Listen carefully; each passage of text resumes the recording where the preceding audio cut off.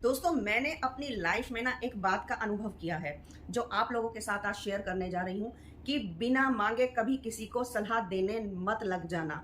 नहीं तो आप अपनी बेइज्जती खुद करवाएंगे और इसके जिम्मेदार भी आप खुद होंगे। सबसे पहली बात तो ये है कि सामने वाला व्यक्ति अगर आपसे कुछ बात बता रहा है ना अपनी, तो वो आपसे सलाह नहीं मांग रहा है, वो सिर्फ आपको अपनी चीजें बता रहा है कि भाई ये बात है और हम ऐसे ऐसे करने जा रहे हैं। और हम लोग क्या करते हैं कि उसको जबरदस्ती सलाह देने लग जाते हैं। एक छोटा सा एग्जाम्पल बताती हूँ कि मान लो आप कहीं पर गए और वहां पर आपने देखा कि कुछ लड़के लड़कियां ऐसे कपड़े पहने हैं जो आपकी समझ से बाहर हो रहे हैं और आप उन्हें सलाह देने लग जाएं और वहां से ये जवाब मिल जाए कि आपको क्या मतलब, आप कौन होते हैं कहने वाले, हमें हमें तो ऐसे ही अच्छा लग रहा है, हम तो ऐसे ही पहनेंगे, आपको नहीं अच्छा लग रहा है तो आप आंखें बंद कर लो। तो जब ये चीज सुनने को मिलेगी ना तो आप सोचोगे कि अरे यार अब क्या जवाब दें, हम हमारे पास तो कोई जवाब ही नहीं रहा क्योंकि सामने वाला व्यक्ति ने तो आपकी बात को बिल्कुल खत्म कर दिया। अब आप घंटा सा मुंह बना के और इधर उधर जो है वो बजते फिरेंगे।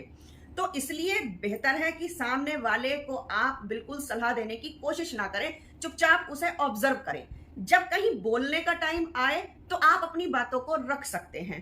दोस्तों, अक्सर ये देखा गया है कि जो व्यक्ति सलाह देता है वो सामने वाले की ना तो व्यक्तिगत स्वतंत्रता का ध्यान रखता है, ना उसकी परिस्थिति का ध्यान रखता है, ना उसकी अभिव्यक्ति का ध्यान रखता है, ना उसकी सोच का ध्यान रखता है। वो सलाह देने वाला व्यक्ति अपनी बात सामने वाले के ऊपर थोपना चाहता है कि भाई मैं ऐसा चाहता हूं और तुम ऐसा करो, जबकि ऐसा नहीं होना चाहिए। और आजकल के बच्चों के संदर्भ में तो बिल्कुल भी नहीं होना चाहिए। अगर आप कहीं अपनी रिश्तेदारी में जा रहे हैं और उनके घर में बच्चे हैं तो उन्हें सलाह देने की कोशिश बिल्कुल ना करें, क्योंकि बच्चों को ये लगता है और उनकी सोच भी जो है वो अपरिपक्व होती है। बच्चों की बात नहीं कर रही, मैं बड़ों की भी बात कर रही हूं कि सोच जो है वो उतनी परिपक्व नहीं होती है। इसलिए वो सोचते हैं कि सामने वाला व्यक्ति भाई वो हमारी व्यक्तिगत स्वतंत्रता पे हमला कर रहा है, वो हमारा सबसे बड़ा दुश्मन हो गया।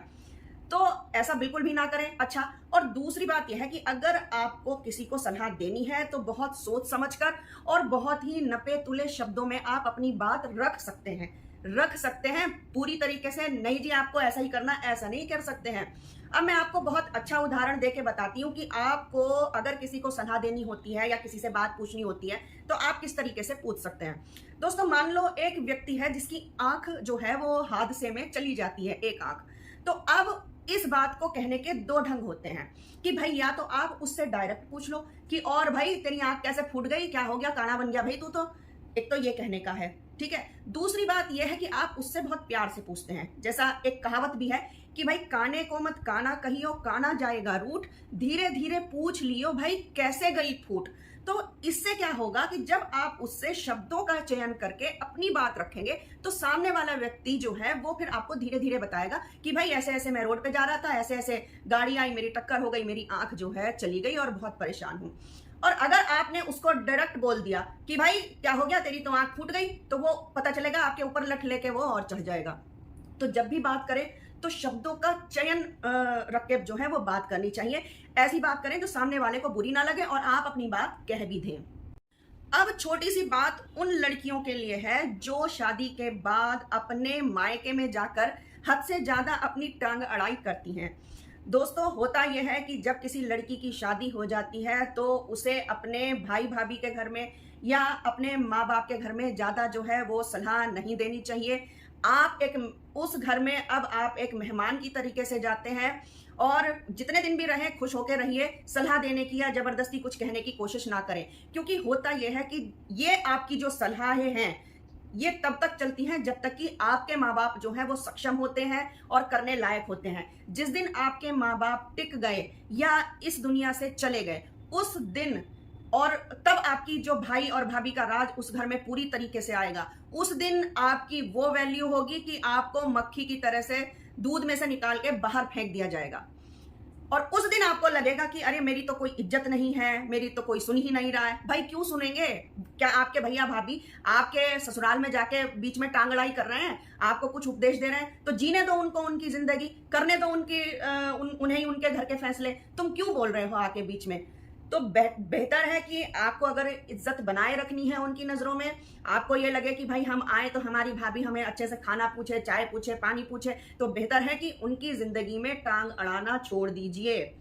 ये मैंने बहुत सी लड़कियों को ऐसे करते देखा है, तभी मैं आज यहाँ पर जो है ऑन स्क्रीन आके आपके सामने बोल रही हूँ। तो इससे जो है उन्हीं की इज्जत कम होती है, लड़कियों की इज्जत कम होती है और रिश्ते भी जो है वो बेकार होने लगते हैं।